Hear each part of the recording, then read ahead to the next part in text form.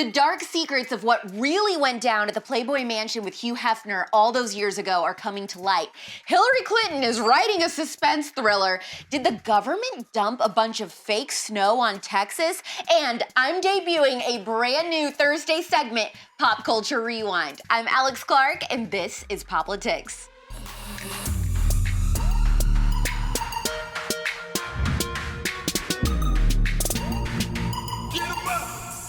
This first story has an adult content warning, FYI, if you want to fast forward or come back to it later. Remember when the Playboy Mansion was the place to be? The Playboy philosophy makes a case for life as a celebration, with a suggestion that there is more to life than simply a vale of tears, that life should be lived with a little style. And you can do that if you are wealthy or if you are working on relatively lesser means.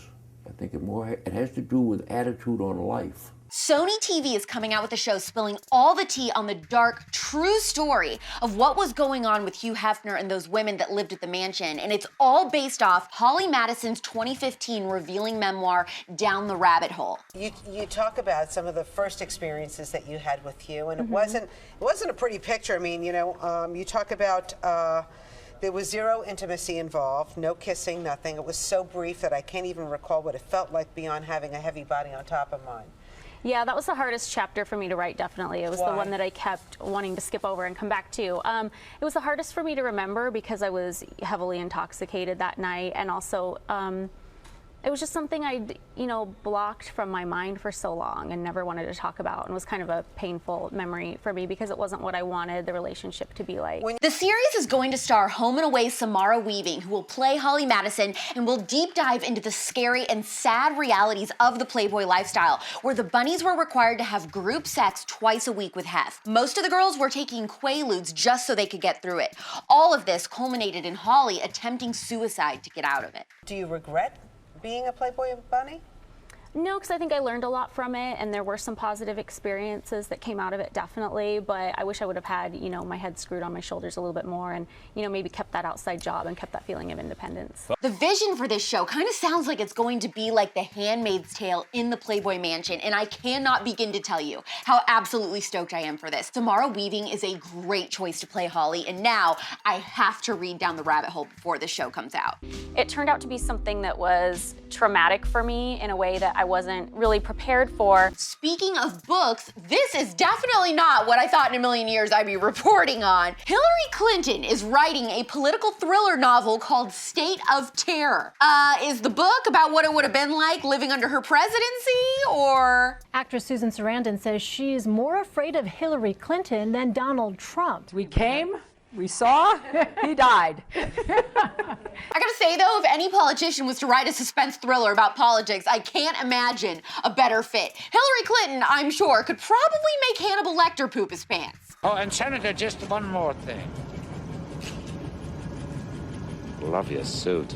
The only thing I don't understand is why she wanted to write fiction when her own life story is equally, if not more, terrifying. She can write about all the innocent men she left to die in Benghazi, whatever was on her email servers that she zapped clean, keeping her husband's pedophile island visits a secret. I'm just chilling in Cedar Rapids. If you are hoping to get a second season of Queen's Gambit, I have sad news. It's not happening. I know, I really wanted it to see how Beth handles motherhood and her addiction issues, and if her kids are as into chess as she is. Watching the ceiling.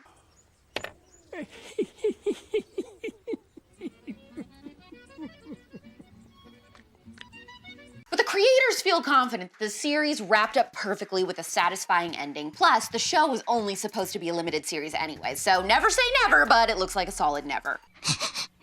Clearly TikTokers are out of control. I mean, you saw Tuesday's episode, but now they're saying the snow in Texas is fake and it's all a conspiracy theory. They're trying to control global warming. Get it? Global. All these kids on TikTok think the snow is fake and was just dropped on top of Texas by the government. Seems a little crazy. Watch this girl try to blow dry her snow. She says because it doesn't melt, that means it's fake. Someone said do it with a blow dryer. Plugged in, on. Go get snow. Go find some snow. Okay. Got a snowball. Here we go. Highest setting, hot.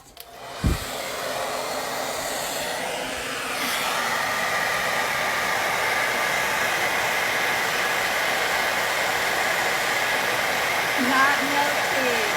What the? No drip. No drip. No drip. Hot. See? It's on the hottest setting, highest setting. Not dripping. Still a snowball. Boom. They're literally calling it government snow. Okay. Doing another one because people said that they Fresh ice for out. fresh snow for all the haters.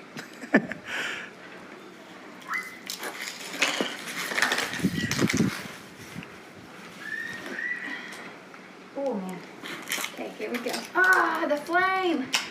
Come on, flame. Snowball. Not melting. And turning black. Didn't melt. Come on, flame. There's a flame. Come on. Not melting. And turning black. It's not melting. See? If you're starting to get freaked out, don't worry. To borrow one of the left's favorite phrases, follow the science. So what's going on is when you heat something like this, it goes from a solid to a gas. It's called sublimation. It doesn't go from a solid to a liquid, i.e. melting. So this is actually disappearing by going into vapor. No government snow here, I mean, right? Yeah, I gotta dig a little deeper. Oh, by the way, thank you so much to the Texas CUTEservatives who had cinnamon roll cookies delivered to me this week for my birthday. Y'all are real ones. By the way, if you want to join the Texas CUTEservatives or any other states, find all of our subgroups listed in the main group page on Facebook. Just search for CUTEservatives. Something super fun and exciting. I have a brand new weekly feature for you. On Tuesdays, we have Hot Take Tuesday. Wednesdays, we have Sports Recap. Fridays, we have Freak of the Week. And now, on Thursdays, we have the Pop Culture Rewind. We'll go back in time and I'll tell you the quick headlines about what was going on in pop culture history this week. Step into my time machine, baby. Buckle up. The water's fine. Here are 10 things that happened this week in pop culture history.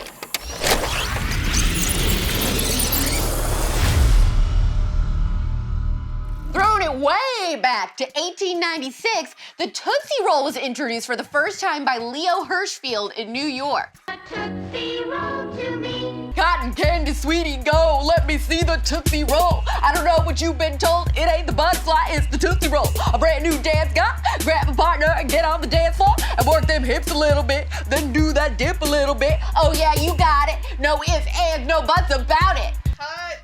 Alex, they meant the candy, not the song. Hey you, over there, with long hair. We elves try to stick to the 4 main food groups. Candy, candy canes, candy corns, and syrup. This week in 1940, Hattie McDaniel became the first African-American to win an Academy Award for her role as Mammy in Gone with the Wind. It won 8 Oscars overall. Just hold on and suck in. I wonder what she would think if she knew in the future that the political left would try to erase all of her hard work and chalk it up to being progressive. Ask me no questions and I'll tell you no lies.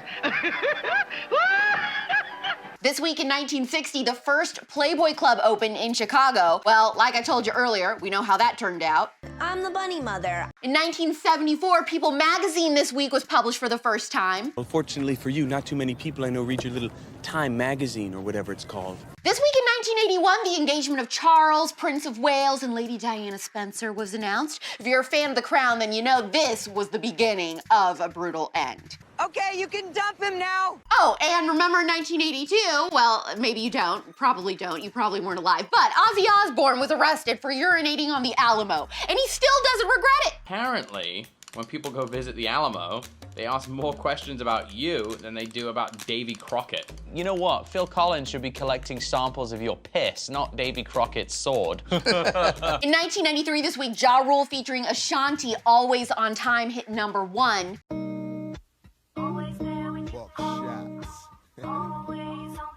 In 1995, Selena Quintanilla-Perez performed her last concert in Houston before being shot by her manager. Honestly, one of the saddest deaths maybe ever to hit the music industry, an absolute icon. Gen Z, if you don't know Selena, and I'm not talking about Gomez, you need to know Selena.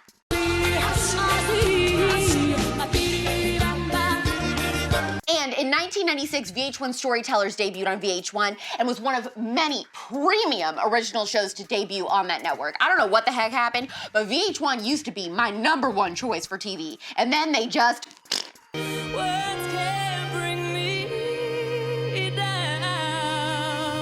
And your last story for Pop Culture Rewind happened in 2004. The Passion of the Christ, Mel Gibson's film about the last 44 hours of Jesus' life, opens in theaters, eventually earning over $370 million.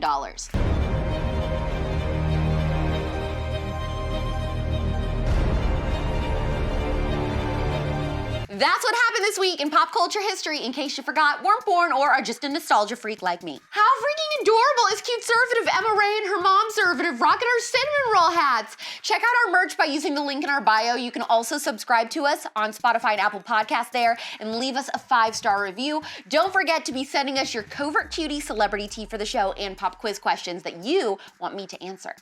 Don't forget, like this episode, tell me in the comments if you think the Texas snow is fake, and if you liked Pop Culture Rewind, share this episode with 2 people who don't follow POPlitics yet, and hit the save button, please. We're back tomorrow at 4 p.m. Eastern, 1 p.m. Pacific. It's pop culture without the propaganda every single day. I'm AlexClark, and this is POPlitics.